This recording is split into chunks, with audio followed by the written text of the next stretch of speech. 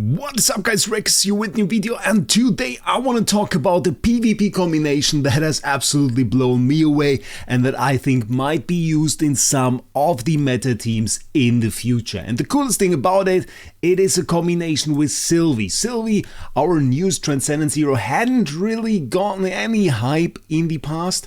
To be honest, we made the video about broken spaces, wasn't really interesting, her base form wasn't really interesting, but now she's back and she has a combination, and I just want to show it to you guys, and maybe you can see it, because honestly, I'll be honest, to be fight. Honestly, it is a little bit invisible, let's say that. Do we have a strong opponent? Oh yeah, we can fight Brave Star, that is a strong opponent. It is a little bit invisible because she doesn't really act, and you will just see the enemy go away, which is pretty fancy. So we have a PDE here. This is mostly a team that, did you see it? There it was. There it was already. It's a little bit tough to see if you don't know what you're looking for. It is a combination that has really no real animation, and probably the easiest to achieve triggering condition that I have seen in this game so far. I mean, trigger conditions have become easier and easier in the past, starting off with like the difficult ones where we really wanted to do an active skill. You had to kind of set up an energy feed, which was not easy, and kind of going to the point where all you really needed to do was fulfill some kind of condition. First thing that comes to mind here was, for example, the TBB when energy is full condition, which was pretty easy to achieve, really. Not really a whole difficult thing to do, and something that was very strong in the past. So you can already see Sylvie hasn't attacked too much, still we have 251 billion damage. And while this team, I mean, you can see it already, we only have 2 star souls on here, wasn't really made to be insane in PvP. It is mostly there to show that this is possible. And I maybe we can take a look at the skills that really make this possible. So Sylvie had one skill that had me really curious. We first of all have some interesting taunt action going on in her ult, where we get taunt confrontation. Have to say, it doesn't trigger very often. If it would trigger very often, it would be very cool. But I haven't managed to do that so far. That being said, we don't have the role yet that I wanted, and I wanted to go for a role with CI offset and control precision to make this more likely, which would make this even better. So far, not very fancy, I have to say, but then we get into this passive skill, and this passive skill, I was a bit curious, my god. Each time Self gains a shield, only one shield is counted. So what that means is basically, if you have a shield and the shield gets bigger, that is not counted as gaining multiple shields, but it's only counted when you basically go from having just HP and no shield to having a shield. That is counted for this passive skill. Grants Self 2 layers of Assault Impetus. What is Assault Impetus? It's a skill effect, and each layer gives you 7% attack and 7% damage reduction, can stack up to 6 layers. Cool. When the shield on Self is ineffective, so gets broken by damage, for every 1 layer of Assault Impetus owned by Self, deals damage to all enemies by 6% of their max HP, up to 1,500% of Self attack, and additionally 200% of Divine Retribution. And Divine Retribution isn't really explained here, so let me quickly go over to a hero where they were kind enough to put an explanation of what it is there. This is a damage that cannot land a crit, and its damage is fixed. It cannot be reduced by attributes or skill effects, so it just bypasses all damage reduction, everything. Cannot be reduced by that, and thus is pretty formidable if you want to deal damage to high defense targets. So very insane there. And this is really the core of our combination. And then we have one passive skill that becomes very important. So like a sublimation. When the shield owned by Self is ineffective, additionally restore Self HP by 15% of lost HP. And keep that in mind, because this is going to become important. So far, when we gain a shield, we gain Assault Impetus. When we lose the shield, Assault Impetus deals damage to the enemy, and then we get healed. So far, so good. That is so far our abilities. Now there is a second hero that comes into our team, and that is a hero that is also kind of forgotten, but also very, very cool. And that is Norton Haig. And if we check out Norton Haig, we can see that he also has a passive skill that is very interesting. I just have to find the right one. There it is. It says when an ally receives effect of being healed, which is a horrible translation once again. We kind of are going through horrible translations here. I'm always like with the sentences and texts recently, I'm always like, okay, let's skip that and I will explain to you what it really does. Effect of being healed means when your ally is healed. So it's not the stat effect of being healed. It is just that your ally receives a heal. Additionally, grants the ally holding waves, so that is cool. Holding waves is it's an ability that is described further on. We can, there it is, not stackable. When the owner releases active skills or basic attacks, next time deals extra damage equal to 10% of the max HP. So that is pretty cool. But we also get, and this is important, a shield equal to 300% of attack. So whenever we receive a heal, we get a small shield. It's only a 300% of attack shield, not super big. Big enough that it takes a little bit of damage to break, but not super, super big. Then we also have an increase to the damage reduction that we can get, and swirling waves, which we of course also get, increase the owner's damage reduction by 50% and becomes invalid after taking damage for the from active skill for the basic for the first time. So this basically is the extra shield that you see on the hero, like the bluish shield that is around the hero, that is swirling waves. So we have basically have insane damage reduction or capped damage reduction until we receive our next hit. And then we have also an extra hit from Norton Haig that is dealt to the attacker with 80% chance to stun. So very, very nice overall. But this kind of completes our loop, because this means that whenever our Sylvie receives a heal, she will also receive a shield. So, and this is our full loop. And I have to give a shout out at this very moment to Team in Loss, because I was experimenting with this passive skill.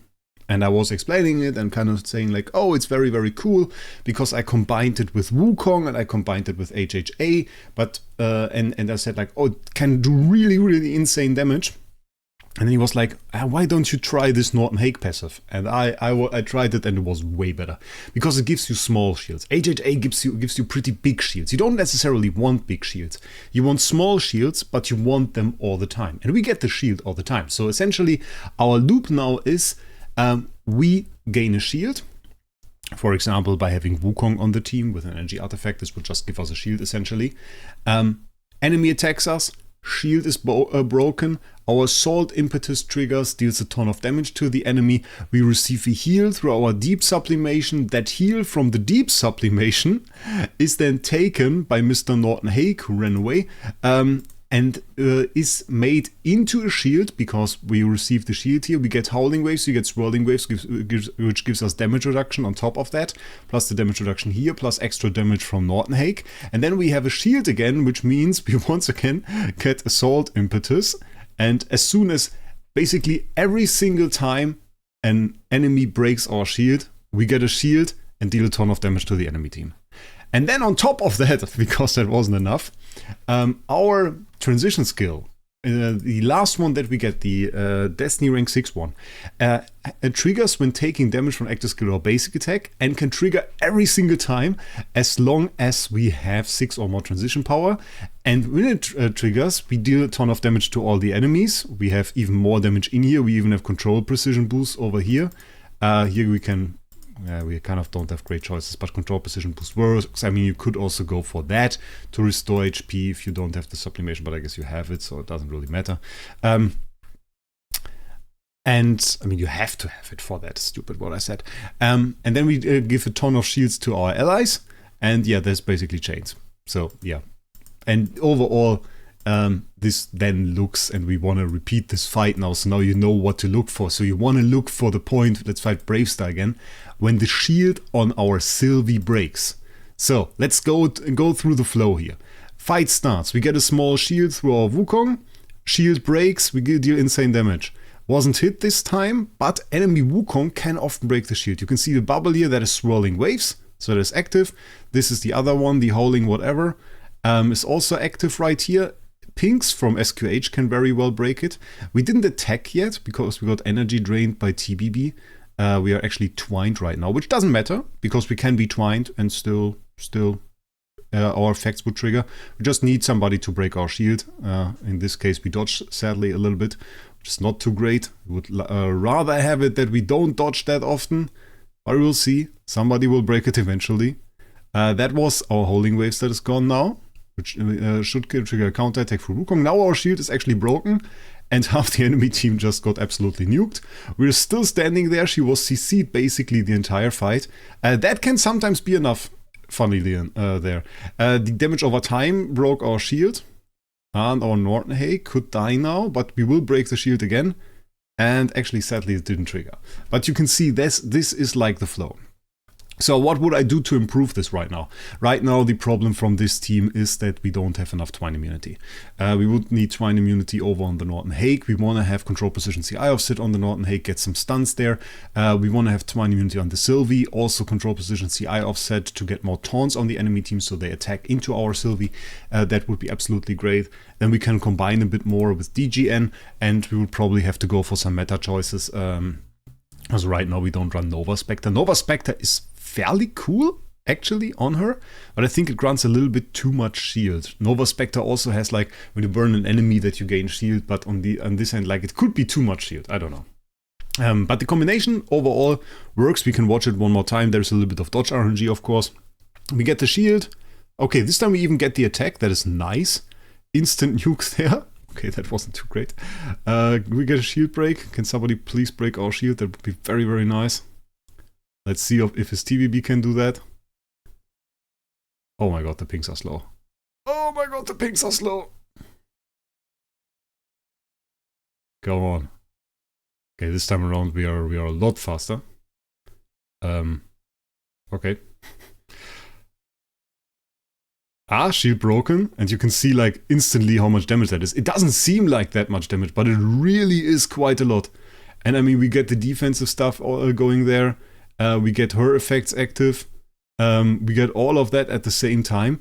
And she is rather tanky because she also gets all damage reduction and everything. And if we do trigger the taunt on the enemy, oh, we got another effect trigger there. Nuke the enemy once again. Let's see. We should probably get the kill there first. And yeah, that was absolutely clean. That was absolutely clean. I mean, Wukong there with insane damage as well somehow. We didn't get too many triggers of the effect here, really.